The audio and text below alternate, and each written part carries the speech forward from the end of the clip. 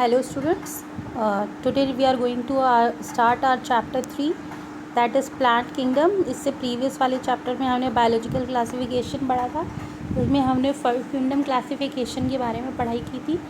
अब हम plant kingdom के बारे में डिटेल में पढ़ाई करेंगे। तो एक बार देख लेते हैं कि इस प्लांट किंगडम में हम कौन कौन से टॉपिक्स पढ़ने वाले हैं। Algae, bryophytes, pteridophytes, gymnosperms, angiosperms, and then after plant life cycles and alternations of generation।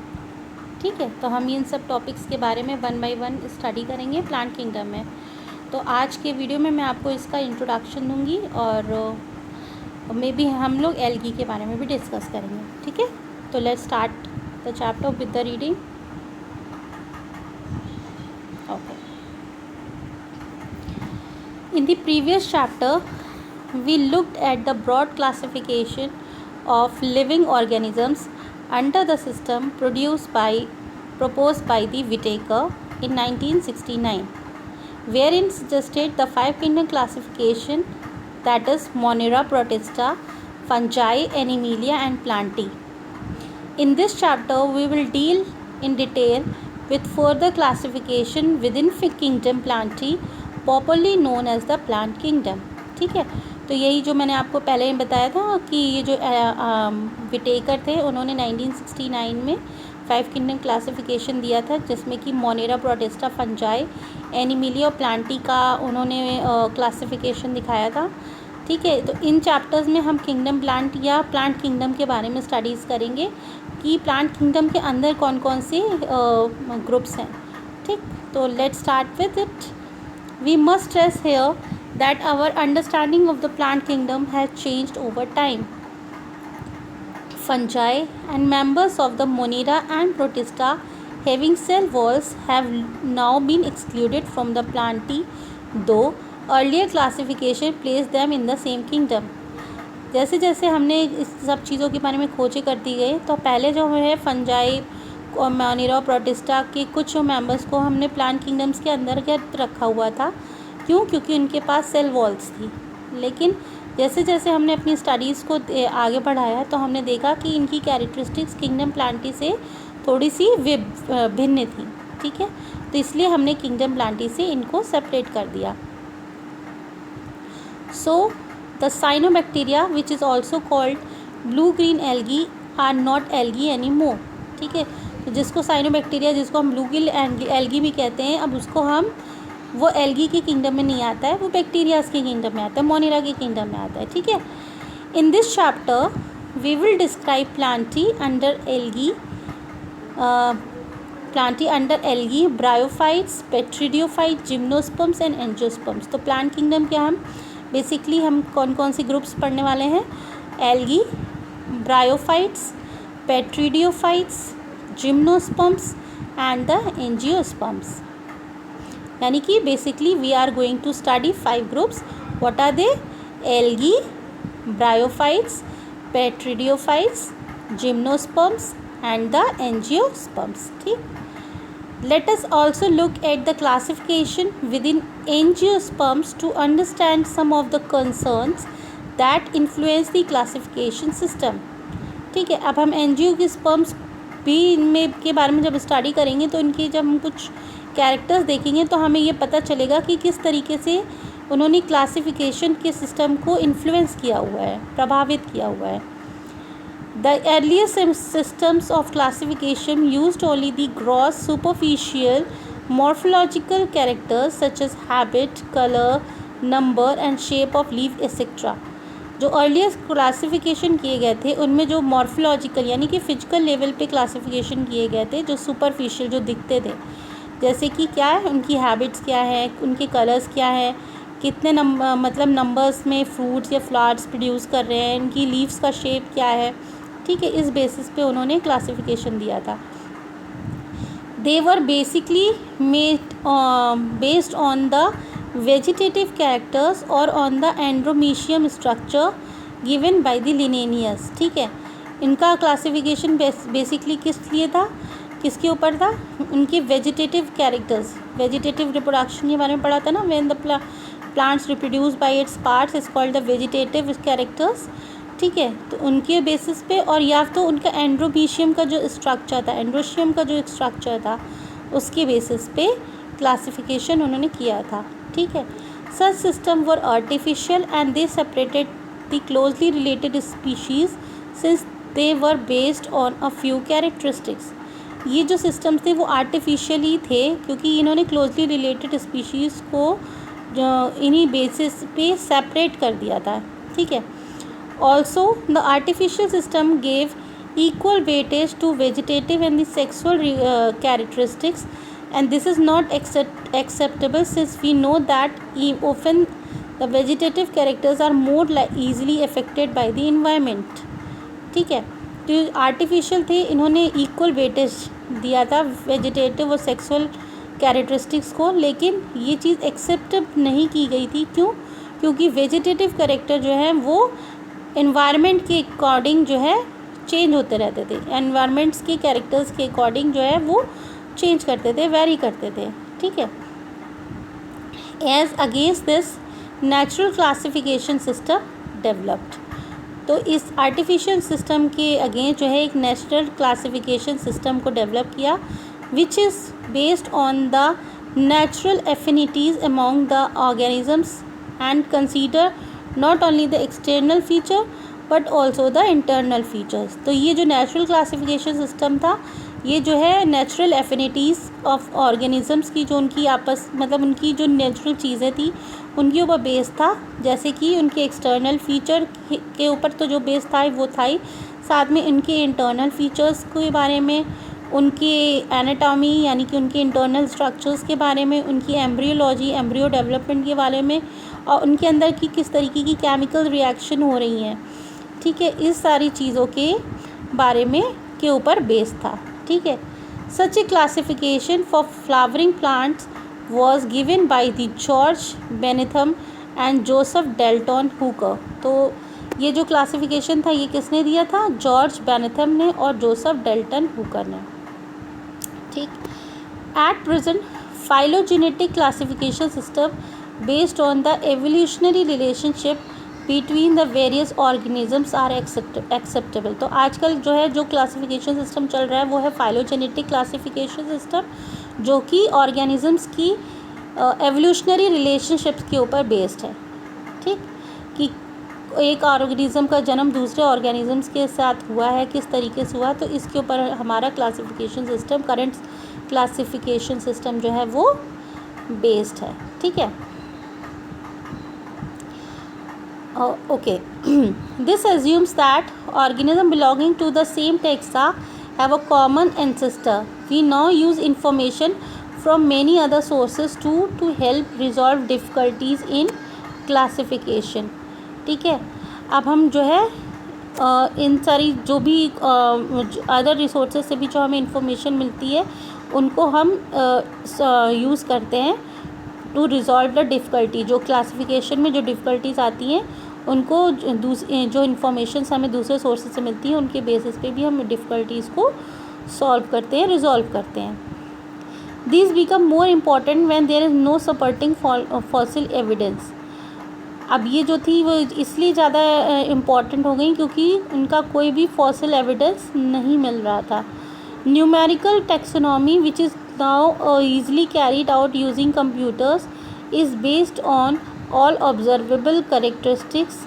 Numbers and codes are assigned to all the characters and the data are then processed. In this way, each character is given equal importance and at the same time 100 of characters can be considered. तो उसके बाद एक next आया numerical की taxonomy जो कि computers के ऊपर बेस्ड थी, जिसमें सारे जो डाटाज़ के बारे में उसमें फीड था और उन डाटाज़ के बेसिस पे हम किसी भी ऑर्गेनिजम्स के बारे में स्टडी कर सकते थे। यानी कि एक ऑर्गेनिज़म की जो अगर 100 कैरेक्टरिस्टिक्स शो हो रही है तो हम उसको 100 कैरेक्टरिस्टिक्स को दूसरे ऑर्गेनिज़म की कैरेक्टरिस्टिक के साथ में कंसीडर करा सकते थे या कंपैरिजन करा सकते थे, ठीक है। नेक्स्ट है the cytotaxonomy. It is based on the cytological information like chromosome number. ठीक है, एक नया सिस्टम, एक और सिस्टम था दैट वी कॉल्ड द साइटोटॉक्सिनॉमी यानी साइटोप्लाज्म के ऊपर सिस्टम के ऊपर बेस था। साइटोप्लाज्म में क्रोमोसोम्स जो नंबर हैं उनके ऊपर ये सिस्टम बेस था। साथ ही में उनका स्ट्रक्चर किस तरीके से है, उनका बिहेवियर कैसा है, that we have studied under the taxonomy. Next था कीमोटेक्सोनॉमी, जो कि हमें केमिकल कॉन्स्टिट्यूएंट के बारे में बताता है कि प्लांट के अंदर कौन कौन से केमिकल कॉन्स्टिट्यूएंट्स हैं। तो these are the various kinds of taxonomic systems, classification system which can be use for the classification of the plant kingdom. Okay, तो कौन कौन से न्यूमेरिकल फाइलोजेनेटिक क्लासिफिकेशन सिस्टम्स के अंतर्गत आता है न्यूमेरिकल टेक्सोनॉमी, साइटोटेक्सोनॉमी और कीमोटेक्सोनॉमी। ठीक, तो this is the introductory part. Next हम इस पे पढ़ेंगे पहला प्लांट्स किंगडम के अंदर पहले आने वाले जो लिविंग ऑर्गेनिजम्स हैं वो हैं एल्गी। ठीक है, तो एल्गी के बारे में स्टडी करते हैं। Algae are chlorophyll bearing simple thalloid autotrophic and largely aquatic organisms. Algae किस तरीके की ऑर्गेनिज्म है, दे हैविंग क्लोरोफिल।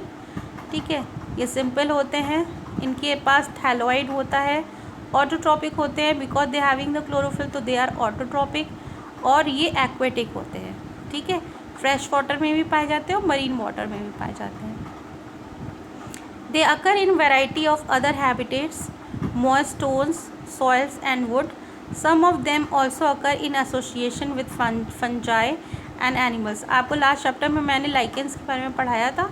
तो ये जो एल्गी होते हैं ये जो है मतलब डिफरेंट टाइप की हैबिटेट्स में रहते हैं, जैसे कि मॉइस्ट स्टोन्स हैं, सॉइल्स हैं और वुड है। इसके अलावा ये एसोसिएशन फंगस के साथ में एसोसिएशन में भी रहते हैं, जिनको हम लाइकेन कहते हैं। और एनिमल्स के साथ में जब एसोसिएशन में रहते हैं तो हम उनको क्या कहते हैं, स्लॉथ बियर। ठीक, the form and the size of algae is highly variable. The size ranges from the microscopic unicellular forms like Chlamydomonas to the colonial form like Volvox and to the filamentous forms like Ulothrix and Spirogyra. तो हम देख सकते हैं इस paragraph में दिखा हुआ है कि जो साइज़ होते हैं, इनकी शेप्स होते हैं, वो वेरिएबल होते हैं, यानी कि इसमें आपको माइक्रोस्कोपिक यूनिसेलुलर फॉर्म्स देखने को मिलेंगी, जैसे कि क्लैमिडोमोनास हैं, कॉलोनीज देखने को मिलेंगी जैसे वॉल्वॉक्स की हैं, और फिलामेंट्स स्ट्रक्चर्स देखने को मिलेंगे जैसे कि यूलोथ्रॉक्स और स्पाइरोगायरा के हैं। A few of the marine form such as kelps form massive plant bodies. कुछ इनमें से प्लांट बॉडीज़ भी फॉर्म करती हैं। ठीक है, the algae reproduce by the vegetative asexual and sexual methods. तो इनका मोड ऑफ रिप्रोडक्शन क्या है, वेजिटेटिव भी है, एसेक्सुअल भी है और सेक्सुअल मेथड्स भी हैं। ठीक है, एसेक्सुअल मतलब जिसमें एक ही गैमेट की कार्बन कॉपी निकल रही हो। वेजिटेटिव का मतलब जब रिप्रोडक्शन जो होता है, यानी जो डेवलपमेंट हो रहा है वो प्लांट के ही, उसी के प्लांट के पार्ट से हो रहा हो। और सेक्सुअल मतलब जब मेल और फीमेल गैमेट्स का फ्यूज़न हो रहा हो। ठीक, तो वेजिटेटिव रिप्रोडक्शन क्या है, वेजिटेटिव रिप्रोडक्शन इसमें होता है by the fragmentation process. Fragments का मैंने आपको मतलब बताया था, छोटे छोटे टुकड़ों में वो टूट जाते हैं, ब्रेक हो जाते हैं, then each fragment start growing in a new individual. ठीक है, sexual reproduction is by the production of different types of spores and the most common being the zoospores. जो एसेक्सुअल रिप्रोडक्शन होता है वो कैसे होता है, स्पोर्स फॉर्मेशंस के द्वारा, और जो इसमें कॉमन स्पोर देखे गए हैं वो कौन से हैं, ज़ूस्पोर्स। ये किस टाइप से इनकी कैरेक्टरिस्टिक्स है, they are flagellated and germination give rise to a new plant. तो ये जो है फ्लैजिलेटेड होते हैं यानी कि मोटाइल होते हैं, और जो ये जर्मिनेट करते हैं तो ये न्यू प्लांट्स को मतलब they produces the new plants. ठीक, sexual reproduction takes place through the fusion of two gametes. जो सेक्सुअल रिप्रोडक्शन होता है ये कैसे होता है, फ्यूजन ऑफ टू गैमेट्स के द्वारा होता है। These gametes can be flagellated and similar in size as in Chlamydomonas, और non flagellated non motile but similar in size as in Spirogyra. तो इसमें क्या होता है, जो सेक्सुअल रिप्रोडक्शन होता है उसमें दो गैमेट्स आपस में फ्यूज़ करते हैं। जो गैमेट्स होते हैं फ्लैजिलेटेड और सिमिलर इन साइज़ के भी हो सकते हैं जैसे कि क्लैमिडोमोनास के, और नॉन फ्लैजिलेटेड भी हो सकते हैं जैसे कि स्पाइरोगायरा के। Such reproduction is called the isogamous in which the fusion of two gametes dissimilar in size as in some species of Chlamydomonas is termed as an isogynous। तो जब दोनों गैमेट्स एक साइज़ के होते हैं और उनमें फ्यूज़न होता है तो उसको हम आइसोगैमस कहते हैं। बट अगर दोनों गैमेट्स जो होते हैं वो डिफरेंट साइजेस के होते हैं तो उसको हम क्या कहते हैं, an isogamous. Fusion between one large non motile static female gamete and a smaller motile male female gamete is termed as the oogamous। ठीक, तो ये आपको स्टेटमेंट क्लियर हो रहा होगा कि अगर वन लार्ज है फीमेल और नॉन मोटाइल फीमेल गैमेट है और दूसरा मोटाइल और स्मॉलर मेल गैमेट है तो उनके फ्यूज़न को क्या कहते हैं हम, oogamous। जैसे कि इसके एग्जांपल्स हैं वॉल्वॉक्स एंड द फ्यूकस। तो here are some pictures of algaes. Figure 3.1 you can able to see figure number A, it is the picture of green algae volvox। then second picture A की ही जो second picture है that is the Chlamydomonas। third picture किसकी है, चारा। B में आइए, B में जो first picture है वो है brown algae की। next है उसकी Laminaria, fucus और डाइकोटा। ठीक है, सी वाले में आ जाइए, रेड एल्गी है एंड पोरोफायरा है एंड पॉलीसोफेनिया। तो these are the pictures of different types of algaes. Okay,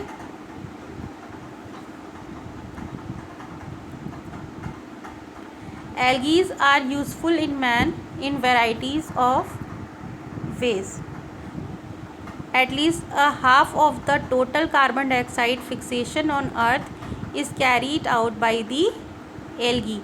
दो फोटोसिंथेसिस जो एल्गीज होती हैं वो मेंस के लिए बहुत डिफरेंट तरीके से यूज़फुल होती है, जिसमें से जो हाफ होती है वो कार्बन डाइऑक्साइड फिक्सेशन के लिए यूज़फुल होती है जो अर्थ पे होता है। It is carried out by the algae through the process of photosynthesis.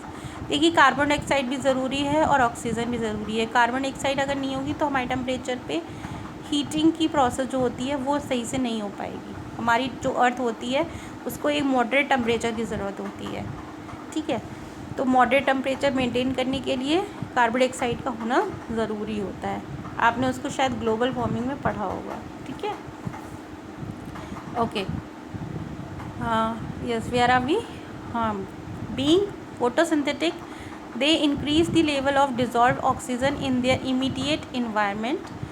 they are of the paramount important as primary producers of energy rich compound which form the basis of food cycles of all aquatic animals। ये क्या है, photosynthesis है, तो ये oxygen की immediate requirement को बढ़ा सकते हैं। ठीक है, ये प्राइमरी प्रोड्यूसर्स हैं जो कि एनर्जी रिच कंपाउंड जो है प्रोड्यूस करते हैं, जो कि फूड से different types of food cycles जो एक्वेटिक एनिमल्स की चलती है उनमें बहुत हेल्पफुल होती है। Many species of Porphyra, Laminaria and साइसम्स are among the 70 species of marine algae are used as the food. इनमें से कुछ स्पीशीज़ जैसे कि लेमिनेरिया और सैरागैसम है, ये जो है एज अ फूड भी यूज़ की जाती है, मतलब इनको खाया भी जाता है। Certain marine brown and red algae produce large amount of hydrocolloid. जो कुछ मरीन और ब्राउन और रेड एल्गीज होती हैं ये 70 स्पीशीज़ जो मरीन कहाँ थी मैं, certain marine brown and red algae produce large amount of hydrocolloids water holding substances. ठीक है, ये क्या होती हैं, जैसे एल्गिन ब्राउन एल्गी है और कैरेजिन क्या है, रेड एल्गी है, विच आर यूज़ कॉमर्शियली। इनको हम कॉमर्शियली भी मार्केट में भी यूज़ करते हैं। Agar one of the commercial product which we obtain from the Gelidium and Gracilaria are use to grow microbe and in preparation of ice cream and the jellies. अगर आपने सुना होगा तो ये जो एक कॉमर्शियल प्रोडक्ट है जो कि गैलिडियम और ग्लासेरिया से बनाया जाता है, इसका यूज़ होता है माइक्रोब्स की ग्रोथ को देखने के लिए, उसमें माइक्रोब्स आराम से ग्रो करते हैं। साथ ही साथ आइसक्रीम और जेलीज की प्रिपरेशन में भी इनका यूज़ होता है। ठीक है, तो Chlorella is a unicellular alga rich in the proteins and it is used as a food supplement even by the space travellers. जो स्पेस ट्रैवलर्स होते हैं वो कॉरेला, जो कि एक यूनिसेलुलर एल्गा है, वो बहुत प्रोटीन रिच है, इसको एज अ फूड सप्लीमेंट भी यूज़ करते हैं। The algae are divided into 3 main classes, that is the Chlorophyceae, Phaeophyceae and Rhodophyceae. ठीक है, तो ये हमने तीनों ग्रुप जो है हम लोग अपने नेक्स्ट वीडियो में पढ़ेंगे। आज के लिए हम आपको बस इतना ही पढ़ा रहे हैं इंट्रोडक्शन में कि हमने प्लांट किंगडम में कौन कौन सी किंगडम्स में कौन कौन से ग्रुप्स हमने पढ़े हैं, और एल्गी की हमने आपको मेन कैरेक्टरिस्टिक्स के बारे में बताया है। फिर एल्गी का किस तरीके से क्या यूज़ है उसके बारे में मैंने आपको बताया है। ठीक है, तो I hope you understood it. तो so read the topic and make your notes on it. Till that time, keep revising. Bye and take care.